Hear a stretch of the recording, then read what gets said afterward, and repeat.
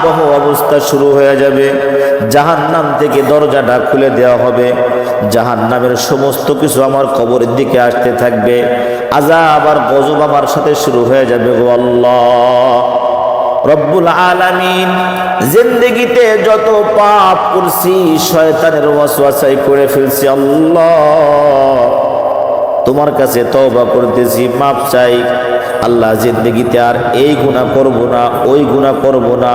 প্রত্যেকটা গুনার কথা স্মরণ কইরা কইরা আল্লাহ পাকের কাছে কান্নাকাটি করতে হবে। আল্লাহ পাকের কাছে কান্নাকাটি করতে করতে করতে আল্লাহ রব্বুল আলামিন আপনার আমার তওবা যদি কবুল করেন, তাহলে তো কবরের জিন্দেগিটা অতি সুন্দর হয়ে যাবে। না দোস্ত, কবরের জগতে আপনার আমার যাইতেই হবে, এর মধ্যে কোনো সন্দেহ নাই, যাইতেই হবে, এর মধ্যে যাইতেই হবে। যদি নেক আমল আপনি আমি নিয়ে যাই, নেক আমল যদি আপনি আমি নিয়ে যাই, তাহলে কবরের মধ্যে মানে মৃত্যুর সময়ও শান্তি, কবরের জগতেও শান্তি, খালি শান্তি আর শান্তি। মানে দুনিয়ার মধ্যেই ছিলাম অশান্তিতে। যদি নেক আমল নিয়ে যাইতে পারি, তাহলে কি দুনিয়ার মধ্যেই ছিলাম অশান্তিতে, মালাকুল মউত আসলো মানে আমি বাইসা গেলাম, দুনিয়াদারি আমার কোনো আর কষ্ট হবে না। কি হইল না হইল আমার আর দেখার দরকার নাই। খাবার রান্না, বাজার ঘাট ইত্যাদি ইত্যাদি, অফিস আদালত, ব্যবসা বাণিজ্য, এই সেই কোনো কিছু টেনশন নাই। সমস্ত প্রকারের কষ্ট থেকে মুক্ত করে মালাকুল মউত আপনার রূহটা নিয়ে যাবে, আমার রূহটা নিয়ে যাবে।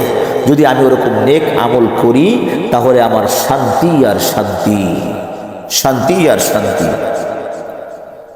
এজন্য এই রুহের খোরাক হলো নেক আমল, কুরআনুল কারীমের তেলাওয়াত, জিকির, আল্লাহ পাকের জিকির করা, চলতে ফিরতে আল্লাহ পাকের জিকির করা, লা ইলাহা ইল্লাল্লাহ বারবার বলা, বলতে থাকা, সুবহানাল্লাহ আলহামদুলিল্লাহ বলা, সুবহানাল্লাহি ওয়া বিহামদিহি সুবহানাল্লাহিল আযীম পড়া, দুরূদ শরীফ পড়া, সাল্লাল্লাহু আলাইহি ওয়াসাল্লাম পড়া।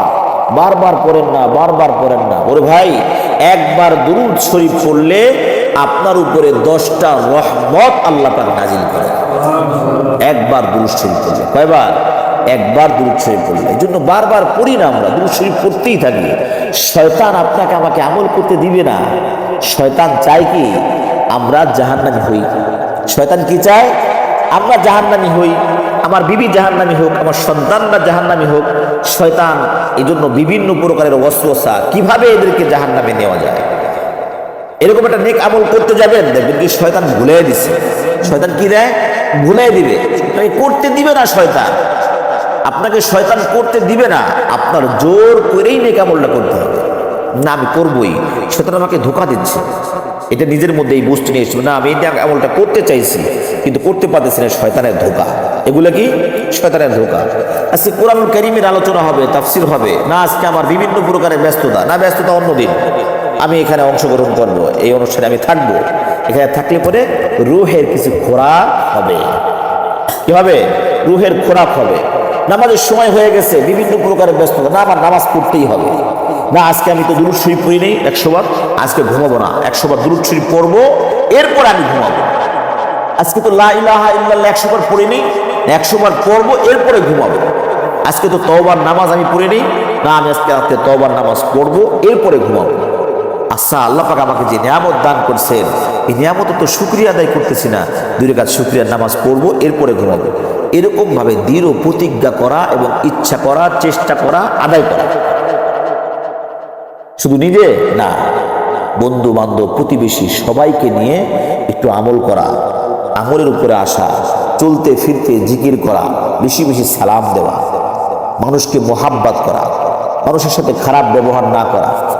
আচ্ছা, একজন ব্যক্তি যদি মনে করেন, ডাক্তার যদি বলে যে আপনি আর 1 মাস বাঁচবেন, কয় মাস?